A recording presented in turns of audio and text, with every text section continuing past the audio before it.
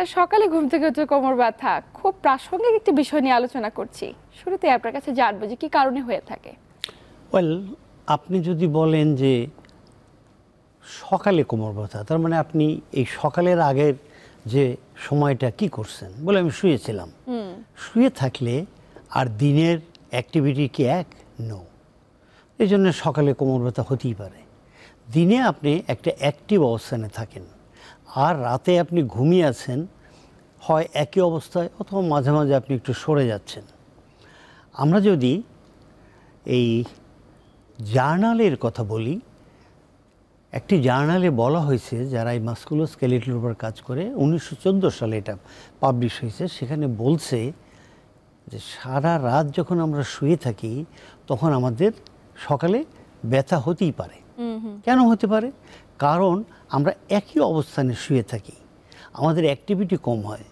যখনই একই অবস্থানে শুয়ে থাকি তখন শরীরের ভিতরে যে ফ্লুইড থাকে বা পানি থাকে, সেইটা কি করে আমাদের ডিস্ক, লিগামেন্ট, দ্য মাসেল ওরা অ্যাবজর্ব করে। অ্যাবজর্ব করলে তার কি হয়, একটু ফুলে যায়। ফুললে ওই জায়গায় যে নার্ভ এন্ডিংগুলো থাকে এর উপরে প্রেশার হয়। এখন যদি আমরা কম্পেয়ার করি তাহলে দিনে কি হয়?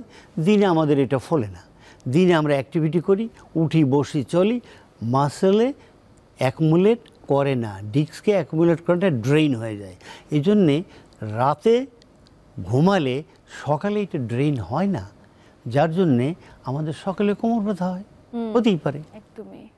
এবং স্যার এই যে নানা ধরনের প্রসিডিউর রয়েছে যেগুলোর কারণে কোমর ব্যথা হচ্ছে, বিভিন্ন মেকানিজম রয়েছে, মানে মানে এর মধ্যে এত কিছুর মধ্যে ভুল ভঙ্গিতে আমরা যেটাকে সবসময় মনে করে থাকি যে রাতের বেলা হয়তো বা ভুল কোনো ভঙ্গিতে শুয়েছিলাম, যেটার কারণে সকালে উঠে এত তীব্র ব্যথা অনুভূত হচ্ছে, এই বিষয়গুলো আসলে কতটুকু যৌক্তিক? আসলে কি এমন কিছু হয়ে থাকে? ওয়েল, প্রথম হলো একটু আগে বলছিলাম যে সকালে কোমর ব্যথা হতে পারে। আপনি যে বিছানায় ঘুমাইছেন সেই বিছানার অবস্থান কি? আপনি যে বালিশে ঘুমিয়েছেন সেই বালিশ আপনার জন্য অ্যাকসেপ্টেড কিনা? আপনি যে পজিশনে ঘুমিয়েছেন আপনার শরীরের সঙ্গে মিলিয়ে ওই পজিশনটা সঠিক কিনা? এরকম অনেকগুলো ফ্যাক্টর এখানে কাজ করে।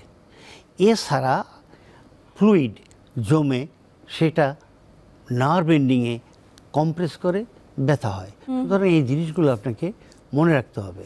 অন্যদিকে চলুন আমরা একটু দেখি সৃষ্টিকর্তা কি করেছেন।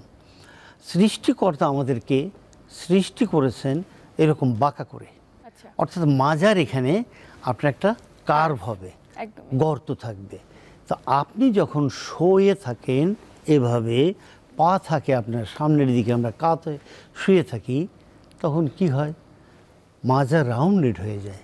তাহলে আল্লাহ ভক্ত রাউন্ডেড করে সৃষ্টি করেন নেই, উনি ওখানে গর্ত করে সৃষ্টি করছেন। এই জন্যে